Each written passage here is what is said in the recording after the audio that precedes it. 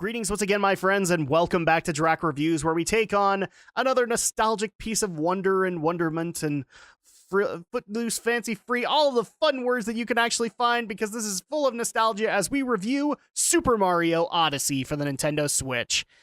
Moving first off into the story. So this is basically, for those who are not too familiar with Mario over the last few years, this is a unique game as it was one of the debuting games for the Nintendo Switch when it got rebranded to the Switch. We didn't see anything on it until then.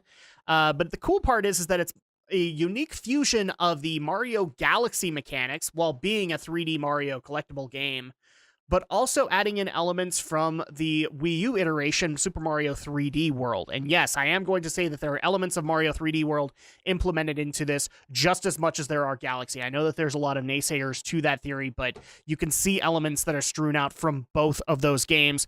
And frankly, the fusion actually works. And let's go ahead and get into the story so that I can show you why. The story literally picks up as Bowser is kicking Mario off of his airship in a white tux. Yes, Bowser's finally going to tie the knot with Peach.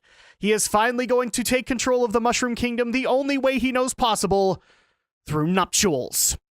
But the interesting part about this is that he's once again invaded another world where the beings, and I don't ever think the race is actually called for these guys, but the race is completely composed of people or of beings that pose as hats. In particular, the one that he gave to Peach is a tiara one, and actually is supposed to be the sister of what is Bowser's top hat, but eventually becomes Mario's featured hat in Odyssey. Once Mario gets kicked off, however, the brother then befriends Mario, and they go on a vengeance quest to not only get Hat's, for lack of a better term, Hattie's sister, as well as rescue Princess Peach, and stop this horrible wedding from ever taking place.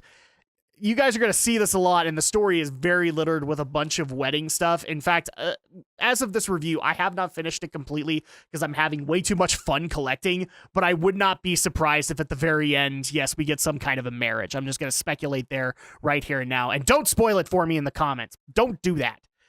So right now, I got to tell you guys, I didn't take too many points off of this. The only elements that I would say I took anything off of, it wouldn't necessarily be story, is the fact that Bowser is not necessarily the main villain here. While he is the main villain and he has a plot, he's basically re-enlisted the Koopa Kids. Yes, I'm saying that because even though they're technically called the Broodals now, basically bunny beings that I literally swear, if you were going to do the Koopa Kids from Mario 3 and Mario World, you do these models for them.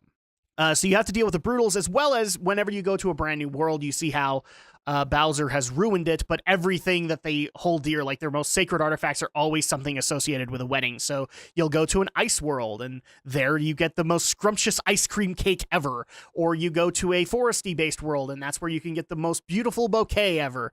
And that's pretty much the premise of Super Mario Odyssey, is you go in and fix what Bowser has destroyed, and you ultimately go to rescue Peach.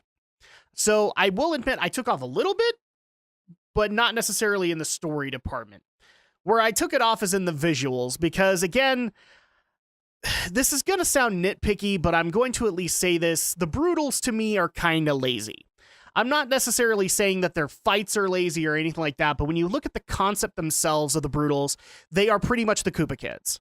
They are the Koopa Kids in everything but form. And frankly, I would have been more interested in this game if it had just been the damn Koopa Kids instead of the Broodals. Not to mention the fact that some of those Broodals have given me nightmares to this day. Ugh. But anyway, moving on into other stuff aside from the visuals of the Broodals, most of the worlds actually look really, really, really good. I love a lot of the aesthetics that have happened both in like the cities as well as the, generic worlds that come throughout any Mario game, a generic forest world, a generic desert world, an ice world, all that stuff. The visuals are pretty much spot on, but there's these little nitpicks in each world. I can't necessarily point them all out for one world in particular that I would improve, but not necessarily get rid of. So I did take off a tiny bit when it came to the visuals. Gameplay is where I took off another tiny bit, because where I do think a lot of the execution of Mario Odyssey is great, awesome, don't change it. There are some elements that I think could have been improved in the long run. One of which is some of the hat mechanics when trying to get things possessed is a little weird and wonky. I actually was trying to possess like a bullet bill, and then all of a sudden it kicks me out and I didn't press the button. I don't know if that's just because I have a faulty controller, but I did notice that happen a number of times. There were also a number of gameplay glitches here and there throughout the world, but nothing horribly bad. Like, I'm not saying like game-breaking glitches, not Chloe Frazier is bald kind of thing. It overall worked very well, but I did nitpick. If I'm going to nitpick a little bit, it's going to be in those areas. Overall, the gameplay is amazing because it incorporates not only what made Galaxy great and all 3D collectathon platformers, it also integrates the 3D world elements and has really great 2D meets 3D stages. And also the other part that I do love is that they added an extra feel into this and had what I like to call nostalgia Mario segments. Basically, you go into a warp zone and then you will get put into kind of a classic Mario side-scroller area within the level, and you have to go through there, but in classic Mario fashion.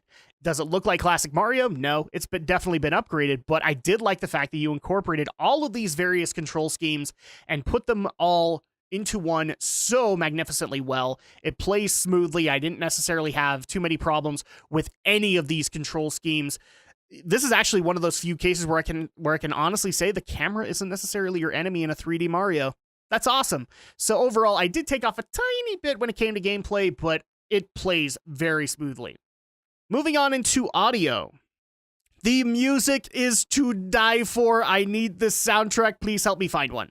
Please help me find this soundtrack, especially the theme for Mario Odyssey, which is sung by, well, Pauline from the original. I love the fact that we have an original homage in a Mario game leading back to the original Donkey Kong.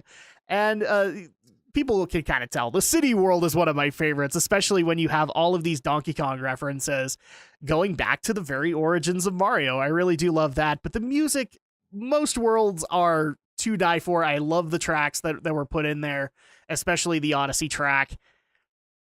Voiceover, you can't necessarily judge in this one because most of the voiceovers, but I will point out that the Odyssey track does have amazing vocals from whoever did the voice for Pauline. That was really well done, and I didn't really take too many points off of audio. This game was pretty much spot on and was a fun journey, especially through your ears. Not that bad kind of way, people.